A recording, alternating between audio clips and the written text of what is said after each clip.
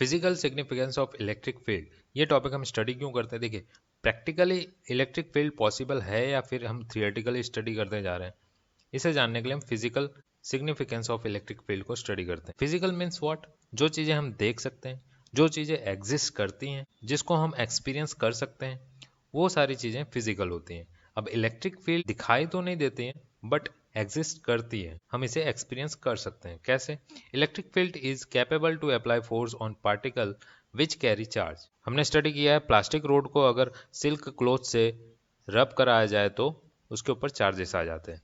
Then उस silk road को अगर हम पेपर पीस के पास लेके जाते हैं तो ये अट्रैक्ट हो जाते हैं।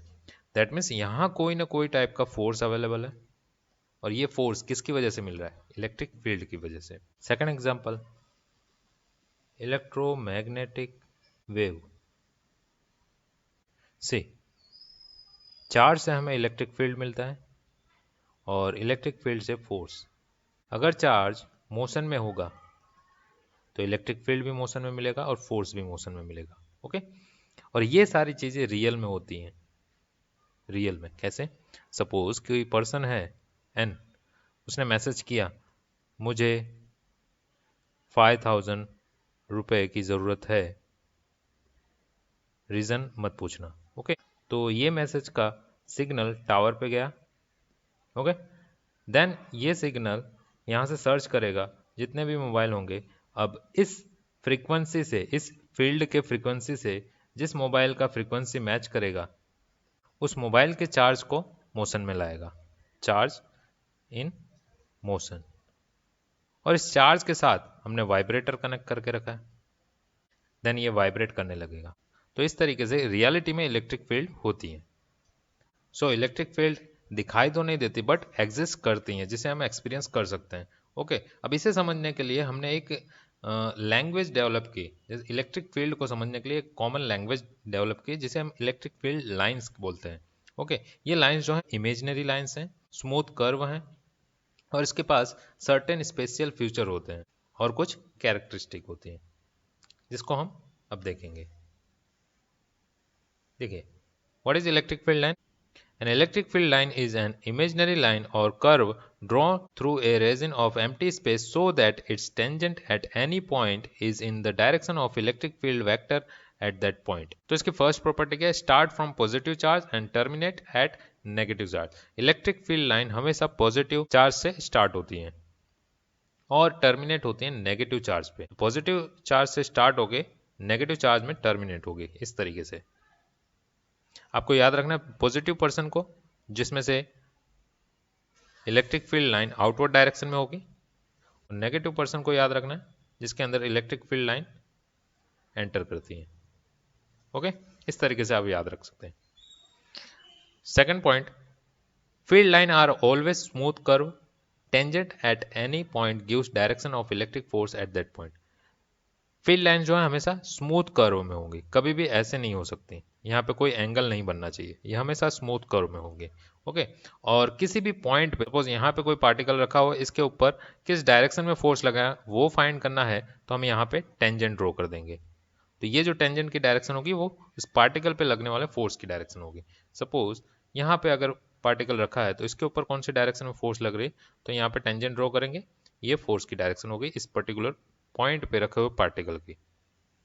Third point, two lines never cross each other because if they cross that will indicate two direction of force at that point which is not possible। अगर दो इलेक्ट्रिक फील्ड लाइन एक दूसरे को क्रॉस करती हैं तो यहाँ पे इस पॉइंट पे दो टेंजेंट मिलेंगे, एक इस डायरेक्शन में और दूसरा इस डायरेक्शन में। दैट मीन्स इस पॉइंट पे मुझे दो फोर्स की डायरेक्शन मिल गई, जो कि पॉसिबल नहीं है। फोर्स की कोई एक ही डायरेक्शन हो सकती है, तो ये पॉसिबल नहीं है। इस वजह से दो इलेक्ट्रिक फील्ड लाइन कभी भी एक दूसरे को क्रॉस नहीं करेंगी। Crowding of electric field line indicates relative strength of electric field. Suppose यहाँ पे कोई चार्ज है, अब ये चार्ज में से, पॉजिटिव चार्ज में से इलेक्ट्रिक फील्ड जो है रेडियली आउटवर्ड डायरेक्शन में होते हैं। ओके, अब यहाँ पे मैं एक एरिया लेता हूँ और यहाँ पे एक एरिया लेता हूँ, तो यहाँ पर देखिए सेम रेडियस वाले मैंने दो सर्कल ड्रॉ किए हैं, तो यहाँ पर number of electric field lines ज़्यादा हैं और यहाँ पे बहुत कम है।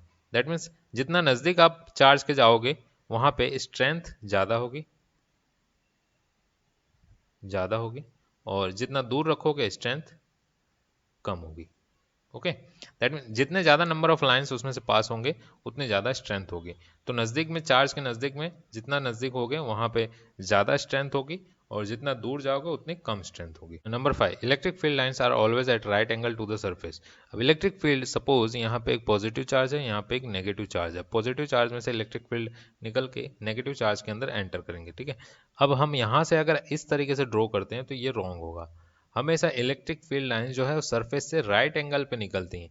ये किस तरीके से जाएंगे, कुछ ऐसे यहाँ पे राइट एंगल बनाएंगे, देन आफ्टर ये कर्व में कन्वर्ट हो जाएंगे। यहाँ पे भी जब एंटर करेंगे तो यहाँ पे राइट एंगल होगा। Okay, number of line assume to be link with a unit charge are 1/ε0 equal to 1/8.85 into 10⁻²। ये चीजें जो है गॉस ने बताई थी, कितने नंबर ऑफ लाइंस इसमें से निकल रही हैं। Gauss said that the number of lines we should assume from unit charge the line goings out are 1/ε0 equal to 1/8.85 into 10⁻², जो कि ε0 की वैल्यू है। अब इसको 1 को ऊपर लेके जाओगे तो 10 की पावर +12 हो जाएगा। तो आप देख सकते हैं कि कितने नंबर ऑफ लाइंस यहाँ से बाहर निकल सकते हैं, और ये एक एज्यूम वैल्यू है। 7th point, line behave like stretched string trying to decrease their length. This explain force of attraction between positive charge and negative charge. Suppose एक रबर स्ट्रिंग है, मैंने दोनों को बांध दिया। अब इसको मैं थोड़ा सा स्ट्रेच करता हूं, यहां तक लेके आए।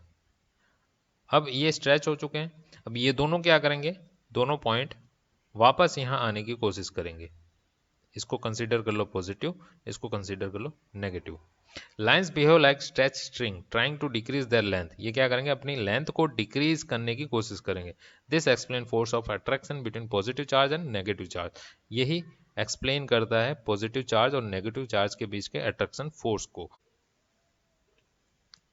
रिपल फोर्स जो है वो किस तरीके से लगता है, सपोज यहाँ पे एक पॉजिटिव चार्ज है, यहाँ पे एक दूसरा पॉजिटिव चार्ज है। अब इसमें से इलेक्ट्रिक फील्ड लाइंस निकल रही हैं, इस तरीके से जाना चाहिए और इसमें से इस तरीके से जाना चाहिए, बट ये एक दूसरे को क्रॉस नहीं कर सकती, ऐसी कंडीशन है, इनकी प्रॉपर्टीज हैं। तो पॉजिटिव चार्ज और पॉजिटिव चार्ज में से निकलने वाली लाइन किस तरीके से जाएंगी, ये यहाँ से ऐसे बैंड हो जाएंगी और ये यहाँ से ऐसे बैंड हो जाएंगे, ऐसे सीधे ही चले जाएंगे, दोनों पैरेलल में हो रही।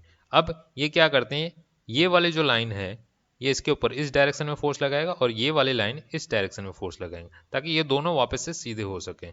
ओके, तो इस वजह से इन दोनों के बीच में कौन सी डायरेक्शन में, अपोजिट डायरेक्शन में फोर्स लगता है, जिसको हम रिपल फोर्स बोलते हैं, रिपल फोर्स।